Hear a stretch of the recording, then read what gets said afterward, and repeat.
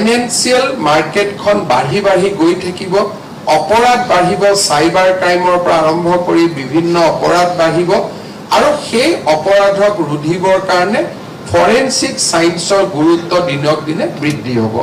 আজি আমাৰ বিভাগলৈ ফৰেনসিক সায়েন্স গৃহ বিভাগত আৰু আমাৰ বিভাগলৈ আজি মই আমাৰ নতুন বিজ্ঞানীসকলক 18 গৰাকী বিজ্ঞানীক আমি আদৰণি জনাইছো।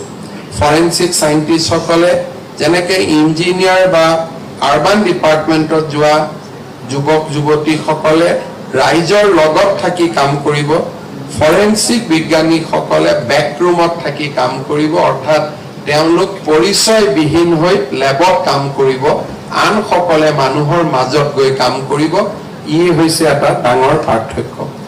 মই আগতে কৈছো যে এই পৰ্যন্ত আমি 1,24,345 গৰাকী ব্যক্তিক আমি নিযুক্তি দিব পাৰিছিলো আৰু আজি এই তিনিওটা নিযুক্তিৰ পিছত আমাৰ চৰকাৰে নিযুক্তি দিয়া যুৱক যুৱতীৰ সংখ্যা 1,24,645লৈ বৃদ্ধি পালে।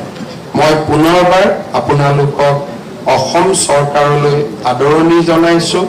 মই আশা কৰিছো যে আমি স্বচ্ছ আৰু নৈতিকতাৰে নিজকে সুদীৰ্ঘ কৰি ৰাখি আমি ৰাইজৰ সেৱাত নিজক সমৰ্পণ কৰিম।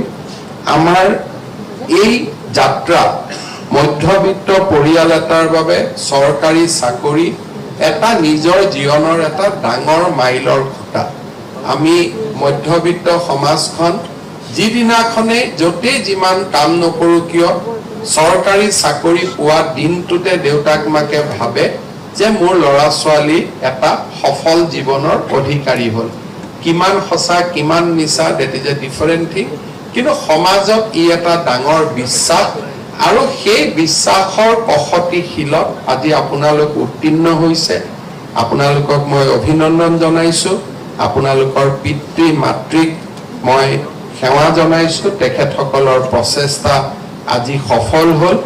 এটা সদায় প্ৰতিটো নিযুক্তিতে এটা কথাৰে সামৰণি মাৰো, আজিও একেটা কথাকে কম যে এজন মানুহে পূৰ্ণতা পোৱাত আটাইতকৈ প্ৰেৰণা হিচাপে কাম কৰে তেওঁলোকৰ পিতৃ আৰু মাতৃ।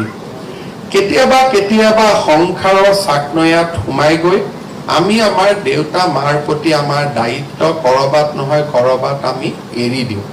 মই বিশ্বাস কৰোঁ যে আমি যিসকলে আজি চৰকাৰত সোমাম, আমি যাতে আমাৰ পিতৃ মাতৃৰ ঋণ সদায় যাতে আমি মনত থাকোঁ, মনত ৰাখোঁ, জীৱনৰ প্ৰতিটো মুহূৰ্ততে তেওঁলোকৰ বাবে আমি চিন্তা কৰোঁ, তেওঁলোকৰ কল্যাণৰ কাৰণে আমি কাম কৰোঁ আৰু তেখেতসকলৰ আশীৰ্বাদ যাতে সদায়ে আমাৰ শিৰৰ ওপৰত থাকে তাৰ বাবে যাতে সদায় আমি কনচিয়াছ হৈ